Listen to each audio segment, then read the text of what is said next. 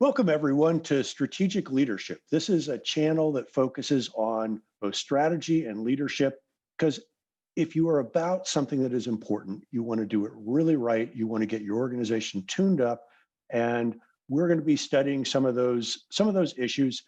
And today we just have a fantastic guest. I'm so excited to have Steve Gladys joining us to talk about his latest book.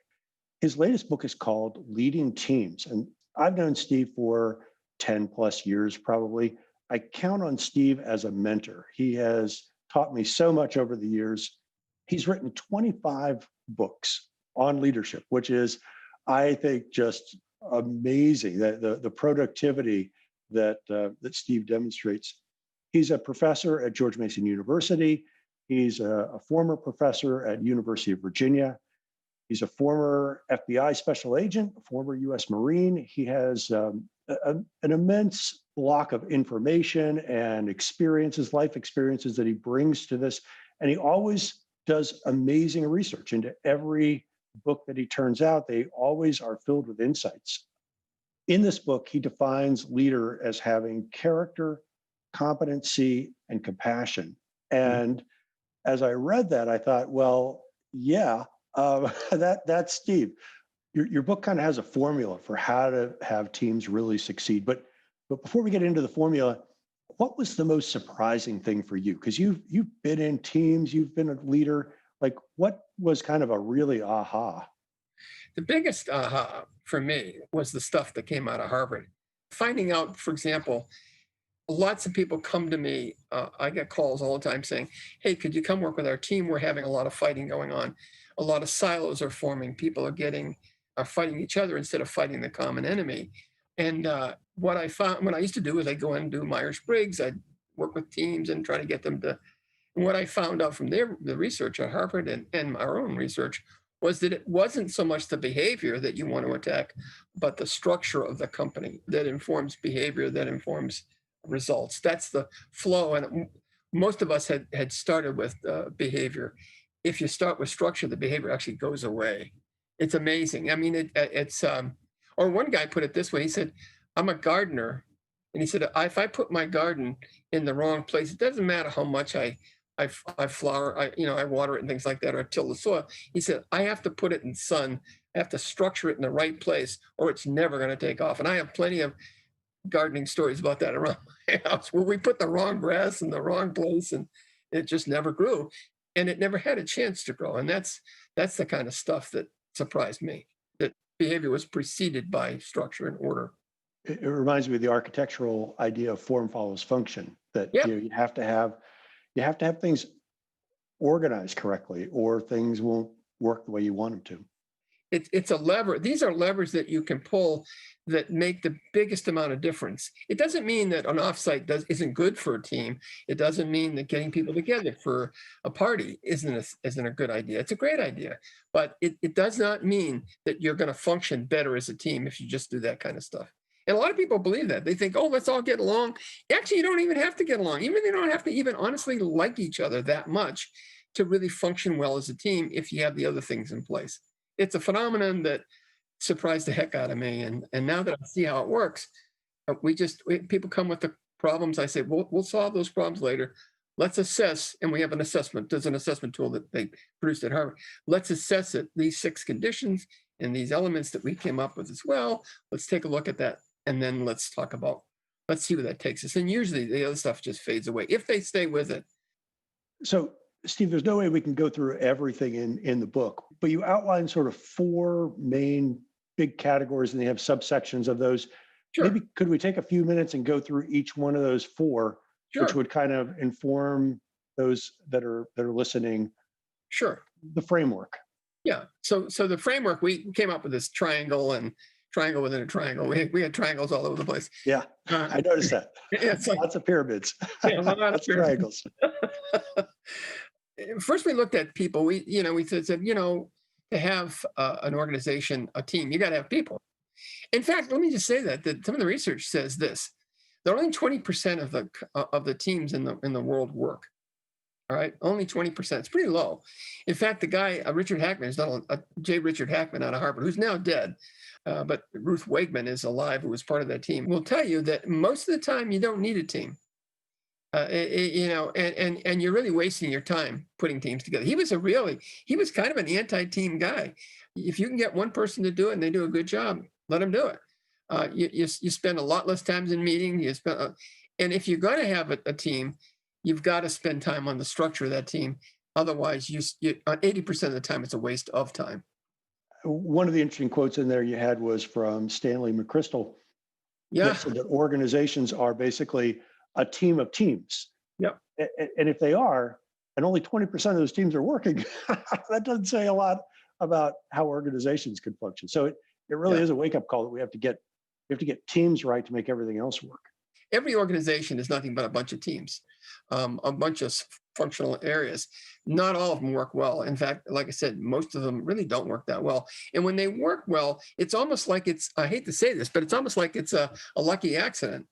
And what we try to come up with is a bit of a formula to make it much more predictable and much more doable. And that's where I think this stuff fits. And when people finally discover this, I don't know whether this will be the book or not, but when people finally figure this out, there's going to be a ton of work done on teams. This is just the beginning of this stuff.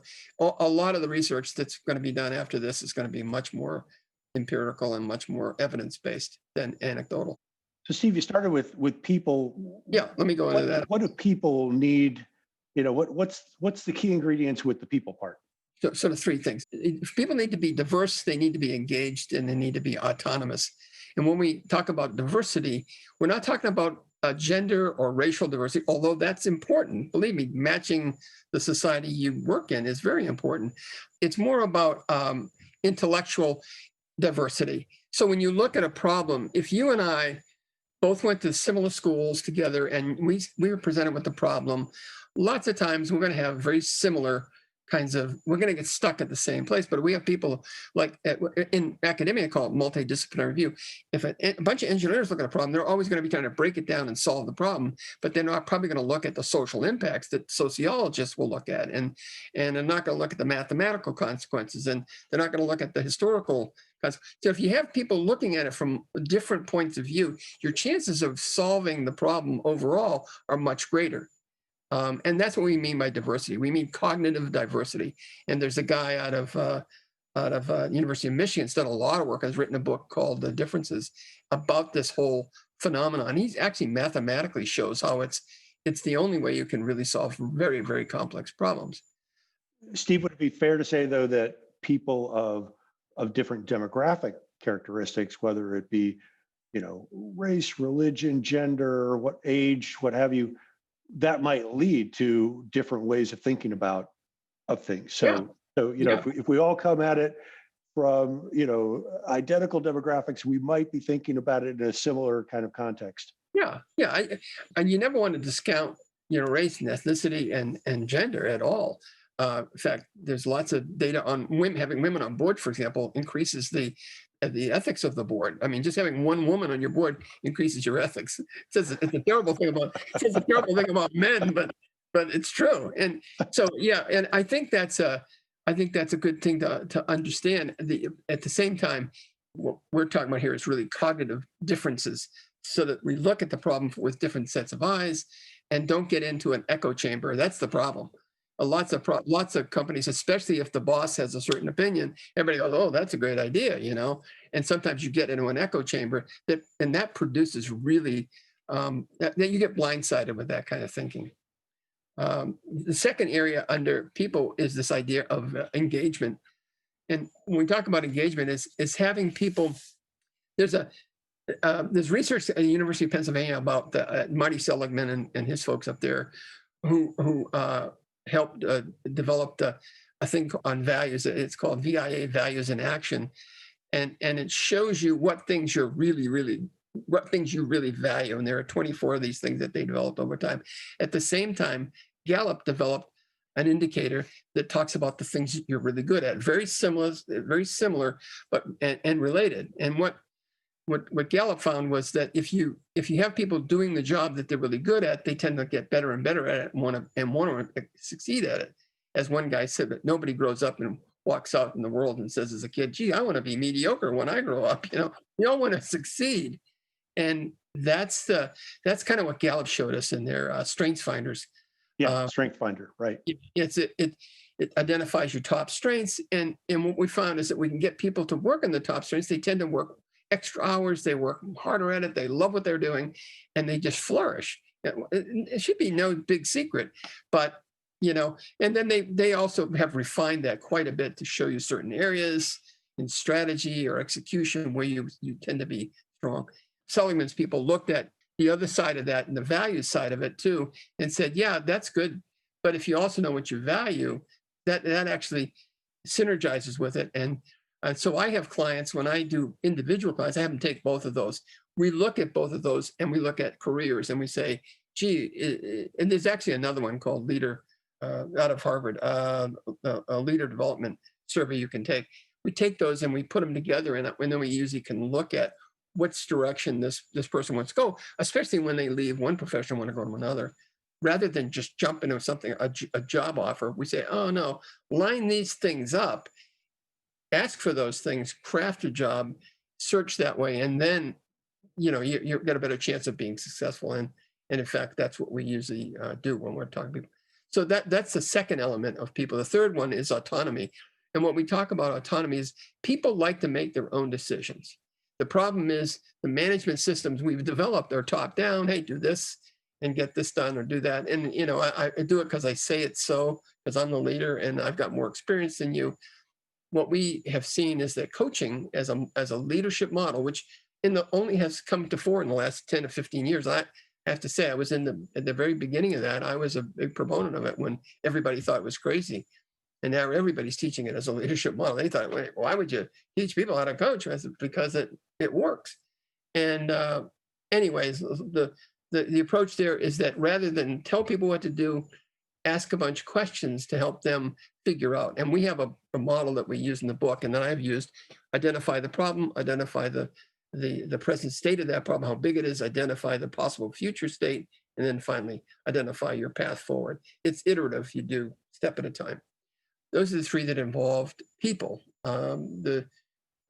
When it comes to the leader, I think you've already kind of mentioned that. We did a book a bunch of years ago, maybe more than 5 years ago. I did a book called The Trusted Leader, and we looked at all the data that we could find on what caused people to have trust in leaders. And after doing all this running around, researching, reading, and all these experiments and things like that, we came back to the fundamental concept that Aristotle had 2,500 years ago. I mean, and the model was, it's a triangle basically, and it's character. Does a person, a leader, have character? Are they honest? Do they do what they say they're going to do? Are they competent? Are they competent not only in the job itself? Do they understand the parks and recs? Do they have experience there? And are they competent at dealing with people? And finally, do they have compassion or caring for other people? And the triangle, and that was actually the model we used for that book as well. I'm into triangles and pyramids. That if you had those three together, it would stand, but without one of those, it would fall apart. And so that was kind of what we said, that if you have a leader that has this, and we found that time and time again, when leaders lack one of those significantly, typically teams don't survive well. And now here's an interesting concept, is what Harvard found out is that ultimately a very good leader ultimately turns over the management of the team to the team. So as time goes on, ultimately the team makes more of the decisions and the leader steps back. And again, sometimes the leader has to step in because things aren't going so well, but the more successful teams are driven by not by the leader, but by the team itself. Well, thank you for joining us for this episode. There is a lot more content just like this on the Strategic Leadership Podcast. So I'd really encourage you to go on to whatever podcast channel you want to, whether it's Spotify, Apple, Google, whichever one you want. Look for Strategic Leadership and join us there. We have all the same content, but in a longer format, more detailed, a lot more information. I hope you join us there. Please tell your friends about it. Please like, subscribe, do all those things, and we'll talk to you soon. Thanks.